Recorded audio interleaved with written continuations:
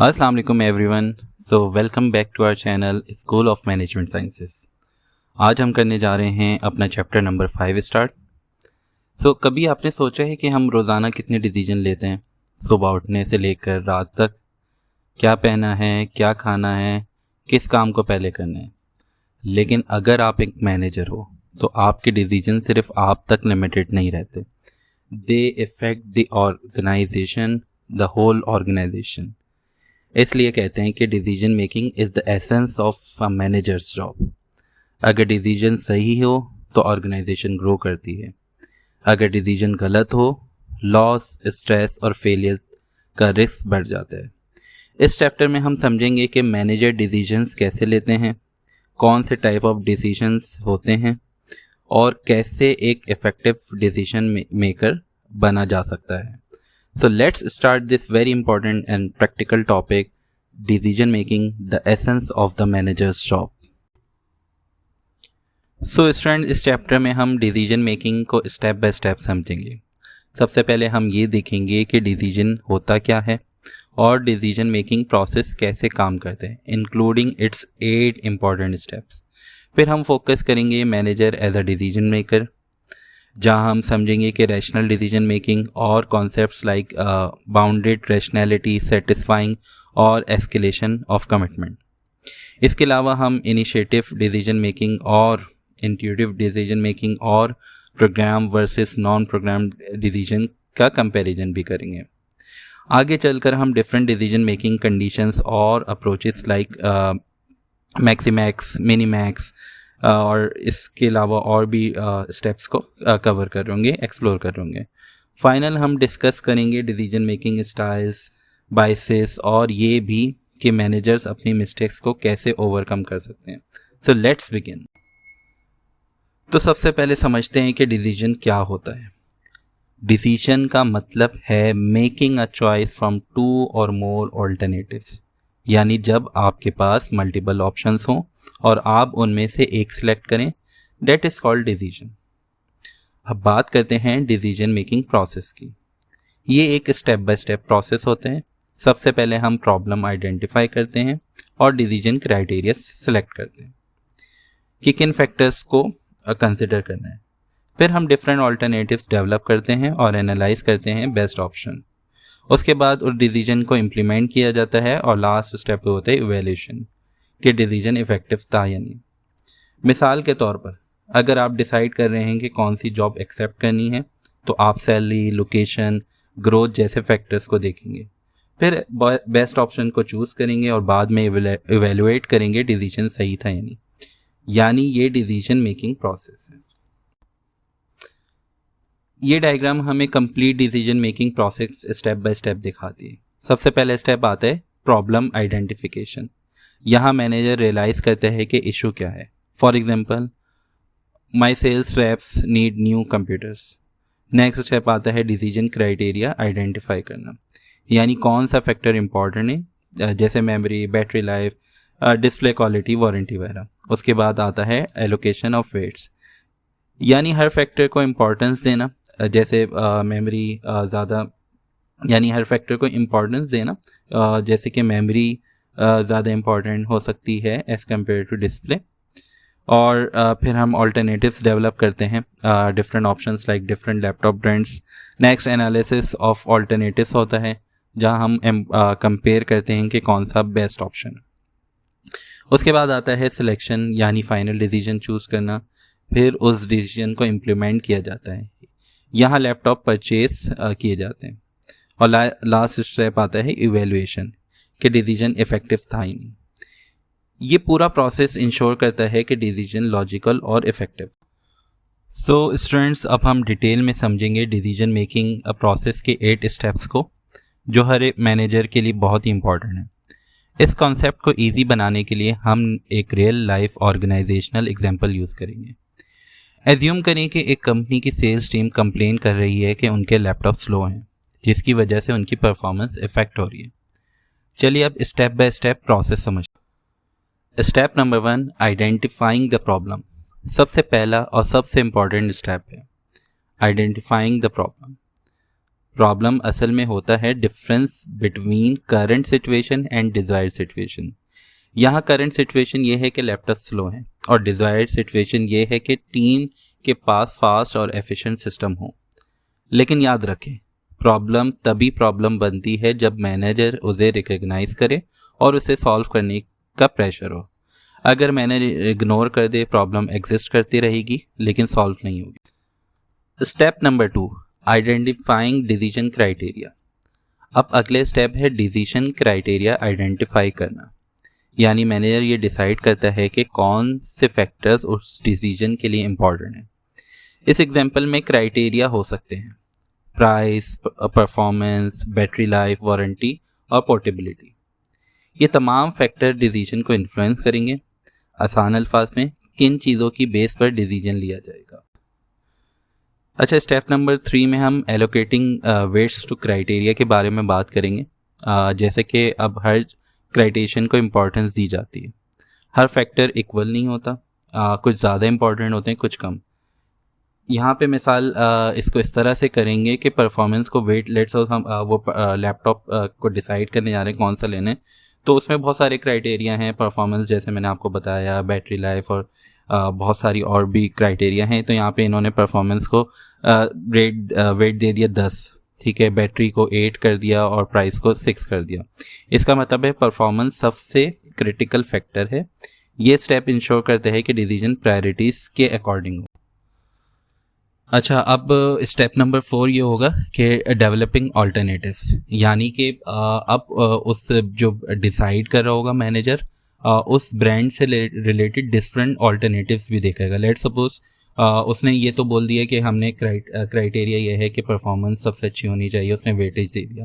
अब उसके ऑल्टरनेट ढूंढेगा कि मतलब है HP का लैपटॉप है, लेनोवो का लैपटॉप है, एप्पल का लैपटॉप है, तो ऑल्टरनेट्स को भी ढूंढेगा। तो ये स्टेप नंबर 4 में आता है। अच्छा, स्टेप नंबर 5 है एनालाइजिंग ऑल्टरनेटिव्स। बहुत सिंपल बात है। अब उसने इवेलुएट कर लिया कि कौन कौन से मतलब है देख लिया कि कौन कौन से ऑल्टरनेटिव्स मार्केट में अवेलेबल हैं।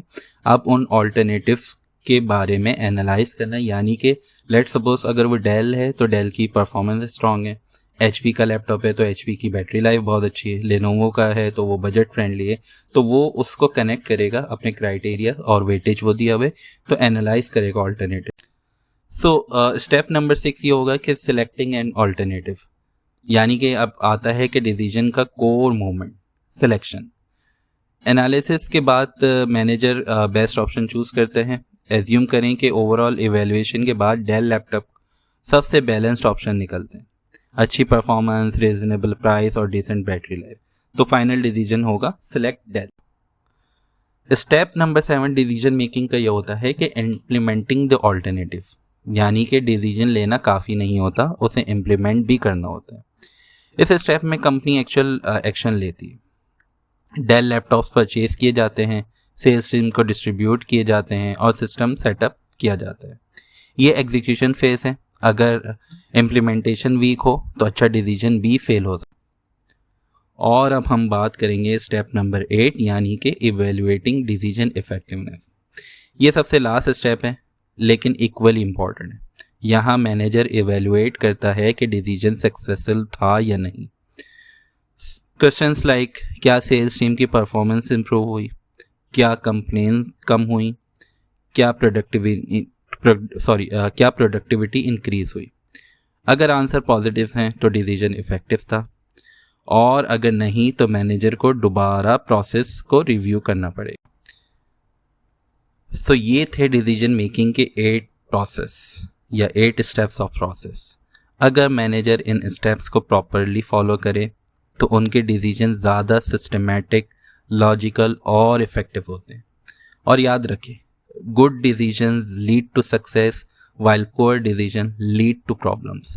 इसलिए डिसीजन मेकिंग को मैनेजर की जॉब का एसेंस कहा जाता है। सो स्टूडेंट्स, अब हम देखते हैं कि डिसीजन मेकिंग सिर्फ एक एक्टिविटी नहीं है बल्कि हर मैनेजमेंट का फंक्शन का हिस्सा है। इसे समझने के लिए हम सेम एग्जांपल यूज़ करते हैं।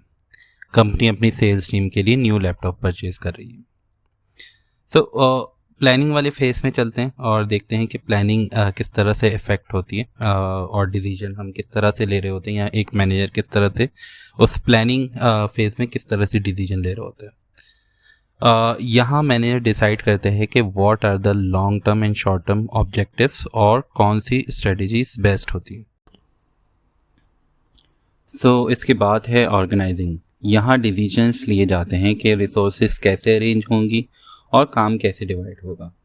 मिसाल के तौर पे कौन वेंडर सेलेक्ट करेगा, कौन लैपटॉप्स रिसीव करेगा और आईटी टीम का रोल क्या होगा। अच्छा स्टूडेंट्स, फिर आता है लीडिंग। यहाँ मैनेजर एम्प्लॉयज़ को गाइड और मोटिवेट करता है। मिसाल के तौर पे अगर एम्प्लॉयज़ न्यू सिस्टम यूज़ करने में कंफर्टेबल नहीं है तो मैनेजर उन्हें ट्रेन करेगा और मोटिवेट करेगा, और ये भी डिसाइड करेगा कि कौन सा लीडरशिप स्टाइल बेस्ट रहेगा। कंट्रोलिंग की बात करें तो ये सबसे लास्ट फंक्शन है। यहाँ मैनेजर चेक करते हैं कि क्या डिसीजन एक्सपेक्टेड रिजल्ट्स दे रहा है या नहीं। मिसाल के तौर पे क्या न्यू लैपटॉप्स के बाद प्रोडक्टिविटी इम्प्रूव हुई, अगर नहीं हुई तो क्या चेंजेस की ज़रूरत।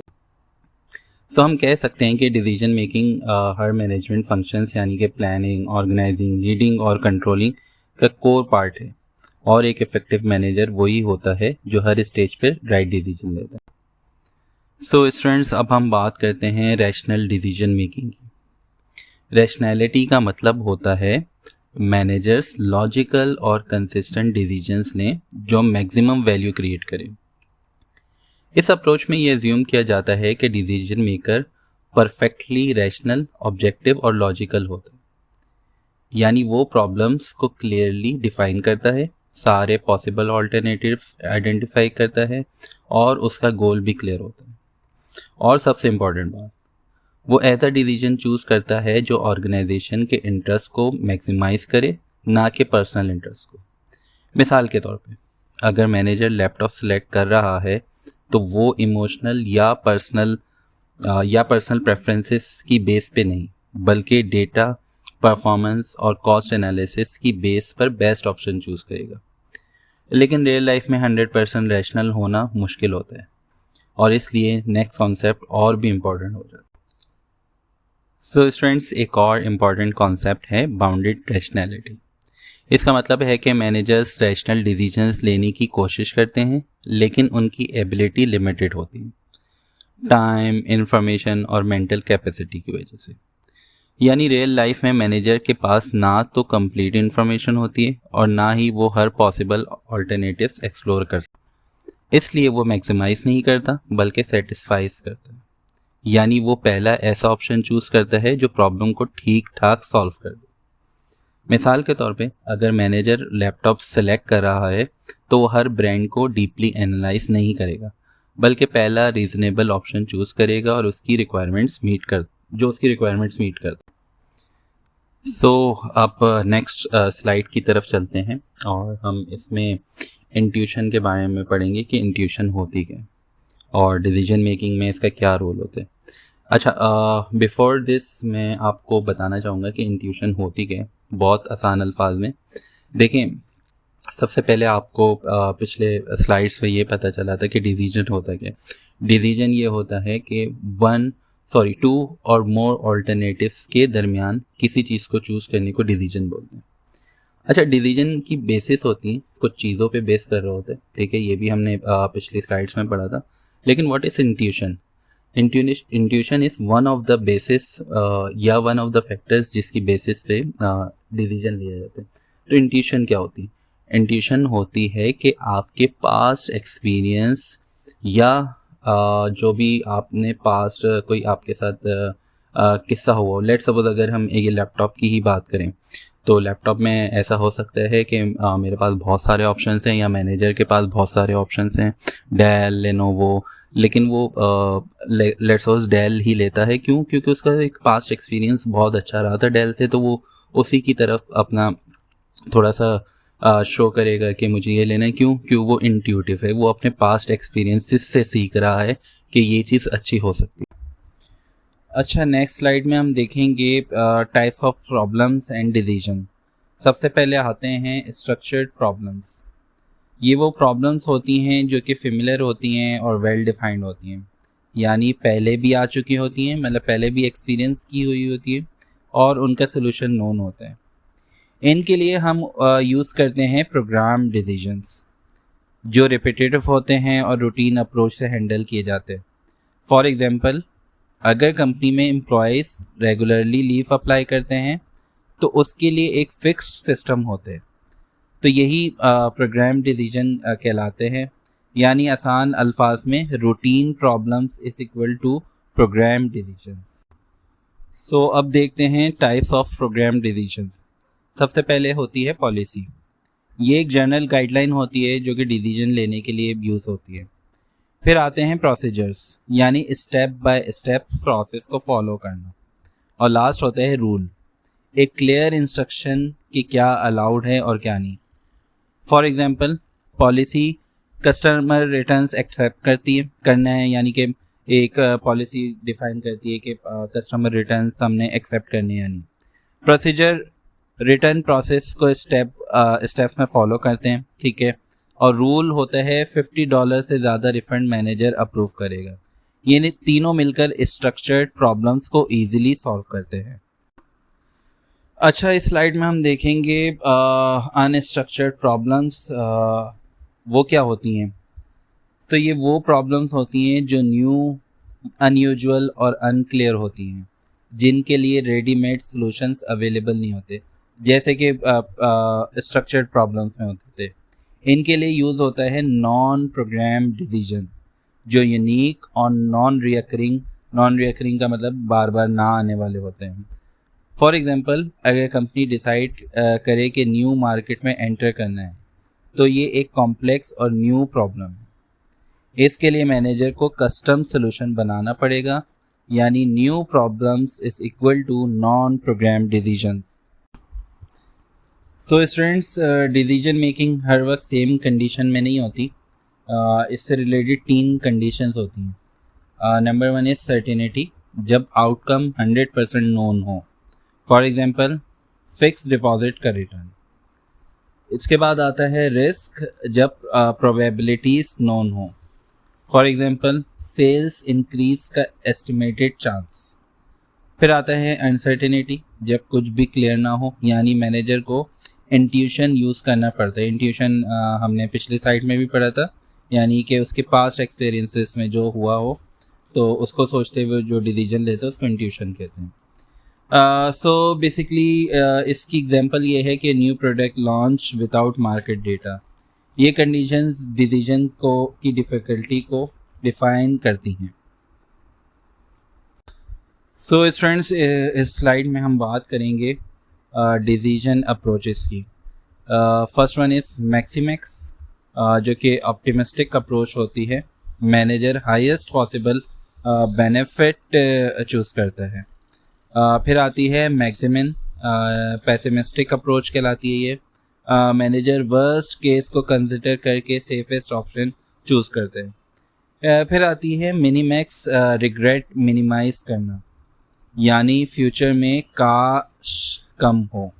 तो बेसिकली वो मतलब इस तरह से डिसीजन ले रहे होते हैं कि एक रिग्रेट ना हो और उस चीज़ को मतलब एलिमिनेट किया जाए या ख़त्म किया जाए।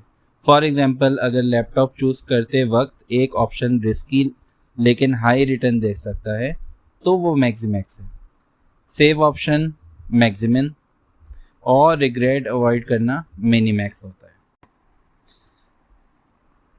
तो हर मैनेजर का डिसीजन मेकिंग स्टाइल डिफरेंट होता है। तो 2 इम्पॉर्टेंट डायमेंशंस हैं। Number 1 is way of thinking. कुछ लोग लॉजिकल होते हैं, लाइक कुछ लोग क्रिएटिव होते हैं। और टॉलरेंस फॉर एम्बिग्युइटी का मतलब ये है कि कुछ लोग अनसर्टेनिटी हैंडल नहीं कर सकते, जबकि कुछ लोग मल्टीपल आइडियाज़ हैंडल कर लेते हैं। ये कॉम्बिनेशन डिफाइन करता है कि मैनेजर का स्टाइल क्या होगा। सो इस स्लाइड में हम देखेंगे कि टाइप्स ऑफ डिसीजन मेकर्स कौन कैसे होते हैं और क्या होते हैं। सो मैनेजर्स के 4 टाइप्स होते हैं। फर्स्ट वन इज़ डायरेक्टिव, मतलब फास्ट डिसीजन, कम इंफॉर्मेशन यूज़ करते हैं। एनालिटिक, यानी कि डीप एनालिसिस करते हैं, डिटेल ओरिएंटेड होते हैं। कॉन्सेप्चुअल यानी कि बिग पिक्चर देखते हैं, क्रिएटिव होते हैं, और बिहेवियरल मतलब पीपल फोकस्ड होते हैं, टीम वर्क प्रेफर करते हैं। मिसाल के तौर पर अगर लैपटॉप का डिसीजन लेना हो, डायरेक्टिव जल्दी डिसाइड करेगा, एनालिटिक कंपैरिजन करेगा, कंसेप्चुअल फ्यूचर देखेगा, और बिहेवियरल टीम की ऑप्शन को चूज़ करेगा यानी कि उसको प्रेफरेंस देगा। सो स्टूडेंट्स, जैसा कि हम जानते हैं कि रियल लाइफ में डिसीजन हमेशा परफेक्ट नहीं होते और बेसिकली उन पे बाइसेस का इम्पैक्ट ज़रूर होता है। तो हम कुछ बाइसेस के बारे में इन आने वाली स्लाइड्स में पढ़ेंगे। तो स्टार्ट करते हैं ह्यूरिस्टिक बाइसेस की।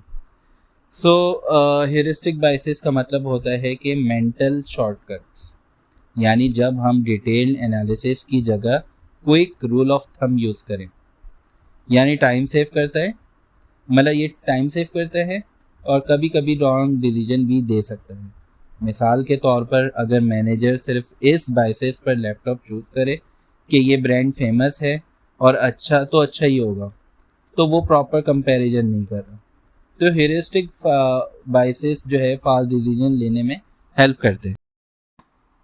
सो फिर आती है ओवर कॉन्फिडेंस बाइस, और इसके बारे में हम बात करेंगे कि इसमें इंसान अपनी एबिलिटी और डिसीजन पर ज़रूरत से ज़्यादा ट्रस्ट करता है, यानी वो समझता है कि उसका डिसीजन हमेशा ही सही होगा। मिसाल के तौर पर मैनेजर बिना प्रॉपर डेटा के कह दे कि मुझे पूरा यकीन है कि प्रोडक्ट सक्सेसफुल होगा। रियलिटी में वो 100% श्योर नहीं होता, लेकिन कॉन्फिडेंस ज़्यादा होता है। ये बायस रिस्की डिसीजन को मतलब पैदा करते हैं या जन्म देते हैं। तो फिर आता है इमीडिएट ग्रेटिफिकेशन बायस, एक और कॉमन बायस है, मतलब ये बड़ा इम्पॉर्टेंट और बड़ा कॉमन बायस है। इसमें इंसान वो ऑप्शन चूज़ करता है जो शॉर्ट टर्म बेनिफिट दे और लॉन्ग टर्म कॉन्सिक्वेंसेस इग्नोर कर देता है।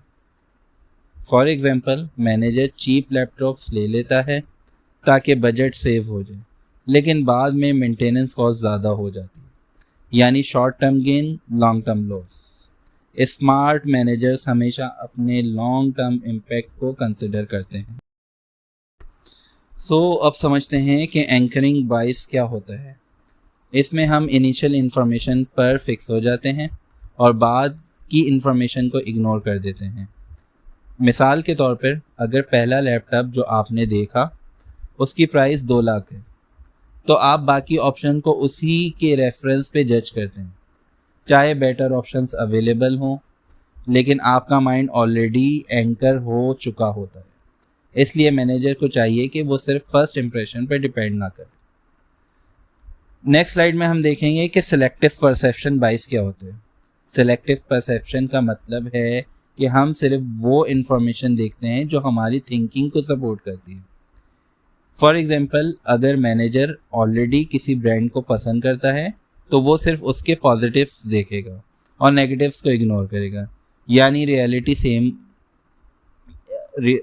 सेम होती है, लेकिन हर पर्सन उसे डिफरेंट तरह से देखते हैं, इसीलिए ऑब्जेक्टिव होना बहुत ज़रूरी है। सो रिप्रेजेंटेशन बाइस में हम एज्यूम कर लेते हैं कि सिमिलर सिचुएशंस का रिजल्ट भी सेम होगा, यानी पास्ट एक्सपीरियंस को ब्लाइंडली फ्यूचर पर अप्लाई कर देते हैं। मिसाल के तौर पे अगर एक ब्रांड ने हमें पहले अच्छा परफॉर्म करके दिया हो तो मैनेजर समझता है कि वो हमेशा ही अच्छा करेगा, लेकिन हर सिचुएशन डिफरेंट होती है, इसलिए मैनेजर को हर डिसीजन फ्रेश एनालिसिस के साथ लेना चाहिए। कंफर्मेशन बाइस में इंसान सिर्फ वो इन्फॉर्मेशन ढूंढता है जो उसके एग्जिस्टिंग बिलीफ को सपोर्ट करे, और जो इन्फॉर्मेशन उसके अगेंस्ट हो उसे इग्नोर करता है। मिसाल के तौर पर मैनेजर ने डिसाइड कर लिया कि डेल बेस्ट है, अब वो सिर्फ डेल के पॉजिटिव रिव्यूज़ देखेगा और नेगेटिव रिव्यूज़ को इग्नोर करेगा। ये बाइस डिसीजन को वन साइडेड बना देता है, इसलिए बैलेंस्ड इन्फॉर्मेशन लेना ज़रूरी है। उसके बाद आता है फ्रेमिंग बाइस। फ्रेमिंग बाइस का मतलब है कि डिसीजन इस बात पर डिपेंड करता है कि इन्फॉर्मेशन किस तरह प्रेजेंट की गई है। फॉर एग्जांपल, अगर कहा जाए कि प्रोडक्ट 75% रिलायबल है तो वो पॉजिटिव लगता है, लेकिन अगर कहा जाए कि 25% फेलियर रेट है तो सेम चीज़ नेगेटिव लगती है। इन्फॉर्मेशन सेम है लेकिन प्रेजेंटेशन डिसीजन चेंज कर देती है। इसलिए मैनेजर्स को फ्रेमिंग से अवेयर रहना चाहिए। अवेलेबिलिटी बाइस में हम रिसेंट या इजीली याद आने वाली इंफॉर्मेशन को ज़्यादा इम्पोर्टेंस देते हैं। मिसाल के तौर पर अगर रिसेंटली किसी लैपटॉप ने प्रॉब्लम दी हो तो मैनेजर समझता है कि सब लैपटॉप्स रिस्की होते हैं, यानी एक रीसेंट एक्सपीरियंस पूरे डिसीजन को इन्फ्लुएंस कर देता है। इसलिए डिसीजन डेटा पर होना चाहिए, ना कि सिर्फ रीसेंट मेमोरी पर। फिर आता है रैंडमनेस बाइस। रैंडमनेस बाइस में इंसान रैंडम इवेंट्स को भी मीनिंग देने लगता है, यानी जहाँ कोई पैटर्न नहीं होता वहाँ भी पैटर्न ढूंढता है।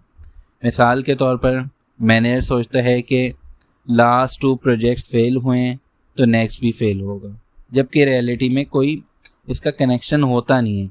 यही बाइस अननेसेसरी फेयर क्रिएट करता है। फिर आता है sunk cost error. Sunk cost error एक बहुत इंपॉर्टेंट कॉमन मिस्टेक है। इसमें मैनेजर पोस्ट इन्वेस्टमेंट को देखकर फ्यूचर डिसीजन लेते हैं, जो कि गलत अप्रोच है। मिसाल के तौर पे कंपनी ने 1 मिलियन इन्वेस्ट कर दिया प्रोजेक्ट में और प्रोजेक्ट फेल हो रहा है, लेकिन मैनेजर कहता है कि इतना पैसा लगा दिया है, कंटिन्यू करते हैं। जबकि बेटर और राइट डिसीजन होता यह है कि लॉस को एक्सेप्ट करके बेटर ऑप्शन चूज किया जाए। Reminder and remember, past can not be changed. So student, self serving bias में इंसान सक्सेस का क्रेडिट खुद लेता है और फेलियर को ब्लेम दूसरों पर डाल देता है। मिसाल के तौर पर मैनेजर कहे प्रोजेक्ट सक्सेसफुल हुआ क्योंकि मैं टैलेंटेड हूँ, और अगर फेल हो जाए तो टीम ने अच्छा काम नहीं किया। ये एटीट्यूड लर्निंग को स्टॉप कर देता है। गुड मैनेजर्स अपनी मिस्टेक्स को एक्सेप्ट करते हैं, और ये ओवरऑल है। अगर हम सिर्फ मैनेजर्स की बात नहीं करें, अगर हम अपनी मिस्टेक्स को एक्सेप्ट करने लगे तो हम एक बेटर इंसान भी और बेटर डिसीजन मेकर भी बन जाते हैं। तो स्टूडेंट्स, इसके बाद आता है हिंडसाइट बाइस। सो हिंडसाइट बाइस का मतलब है कि इवेंट के बाद कहना कि मुझे पहले ही पता था। मिसाल के तौर पे प्रोजेक्ट फेल होने के बाद मैनेजर कहता है मुझे ऑलरेडी आइडिया था कि ये फेल होगा, लेकिन रियलिटी में उसे पहले सर्टेनिटी नहीं थी। ये बाइस ओवर कॉन्फिडेंस को इंक्रीज करता है। फिर आता है हेलो इफेक्ट। हेलो इफेक्ट में हम एक पॉजिटिव ट्रेट की वजह से पूरे पर्सन या चीज़ को पॉजिटिव जज करते हैं। फॉर एग्जाम्पल, अगर एक एम्प्लॉय एक काम में अच्छा है तो मैनेजर एज्यूम करता है कि और काम में ही अच्छा होगा। ये अनफेयर जजमेंट हो सकती है, इसलिए हर चीज़ को सेपरेटली इवेलुएट करना ज़रूरी है। सो आज की दुनिया में इफ़ेक्टिव डिसीजन मेकिंग के लिए कल्चरल डिफरेंस समझना ज़रूरी है। राइट टाइम पर डिसीजन लेना और कब स्टॉप करना है, ये बहुत इंपॉर्टेंट है, और प्रॉपर डिसीजन मेकिंग प्रोसेस को फॉलो करना चाहिए। हाई रिलायबल ऑर्गेनाइजेशंस एक्सपर्ट को इम्पोर्टेंस देती हैं, कॉम्प्लेक्स सिचुएशन को एक्सेप्ट करती हैं और अनएक्सपेक्टेड सिचुएशन से सीखती हैं। So what are the characteristics of effective decision making? एक इफेक्टिव डिसीजन मेकिंग का प्रोसेस क्या होता है?